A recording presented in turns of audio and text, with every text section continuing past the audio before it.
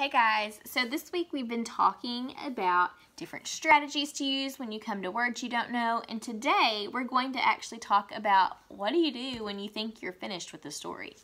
So I have a chart here, and it says a writer is never done.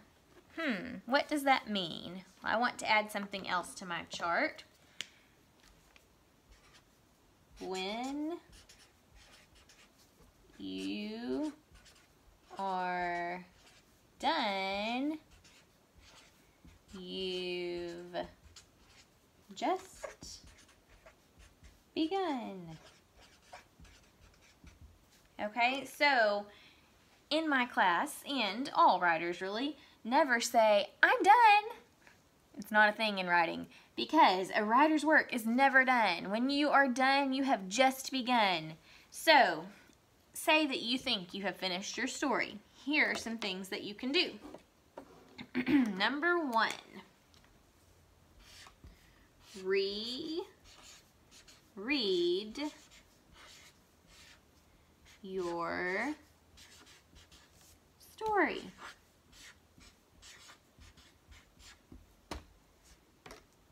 Does it make sense?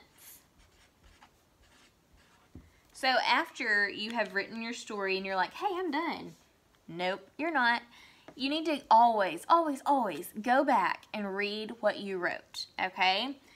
Because I've seen this so many times. When kids get into my author's share chair, when they get up to share their story, when they start reading it back, they go, oh, I didn't mean that, or oh no, I forgot the word "the" there. It's so important that you as a writer go back and read what you wrote. Because a lot of times when we go back and read what we wrote, we go, oh, I left off a word, or oh my goodness, I wrote that word 2 times. What was I thinking? Even I as an adult do this. It's so important that you go back and read your work. So after you finished a story, the first thing you can do, if you think you're done, is go back and read your story again. And check and see, does it make sense? And if it doesn't, you may need to fix it. You may need to add a sentence or maybe take out a word. So that brings us to our next thing that you can do. If you think that you are done with your story, maybe you can go back and add words. So a lot of the times when you have written a story, and you go back, you realize, oh, I could add something to make it better. So maybe in my story I wrote earlier this week, let me see.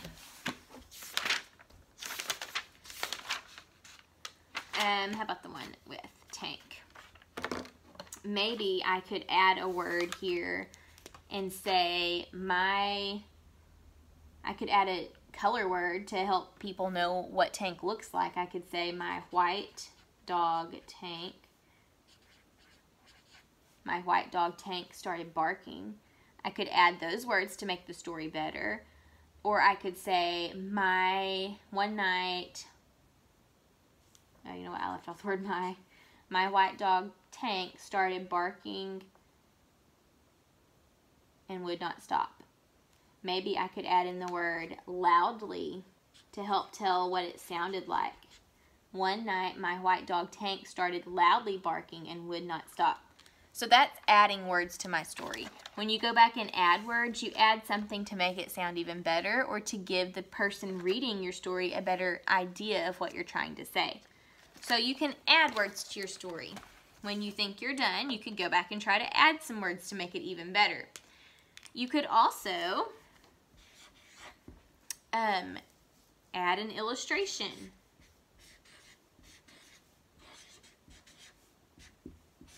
Add an illustration.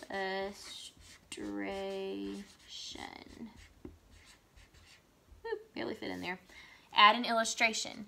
When you add an illustration, you add a picture to your story. Now, the journals that you guys have don't really have spots for pictures.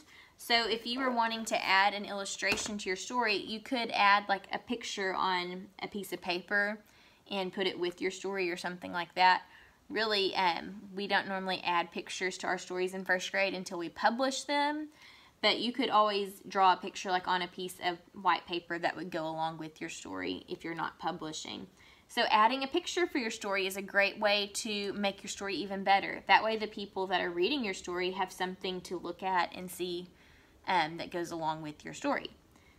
Okay, and finally, if you think you're done with your story and you have gone back and read it again and it made sense, you've added a few words to make it even better, and you have added an illustration, remember this word means picture, to your story, and you're like, okay, I can't do anything else to this story.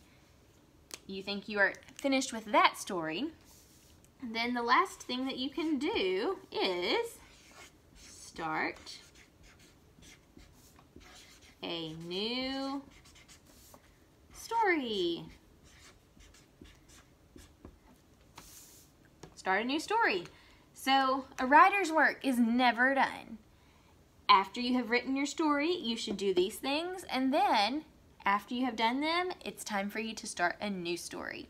So this lesson is especially important when you're actually in my class, because during writing time, you can't just sit there and do nothing. You should always be writing, which is why it's important to know a writer's work is never done. After you have written your story and you have made it the best you can, you start a new story. And that's the same thing with at home. When it's your writing time at home, it's important to reread your story, add words to make it better, add a picture, and then start fresh with a new story. Okay, so I hope that you practice all of these different strategies that we've learned and talked about this week in writing. It's going to make you an even better writer, and by the time you move on to second grade, you are going to be rocking it. So remember, a writer's work is never done.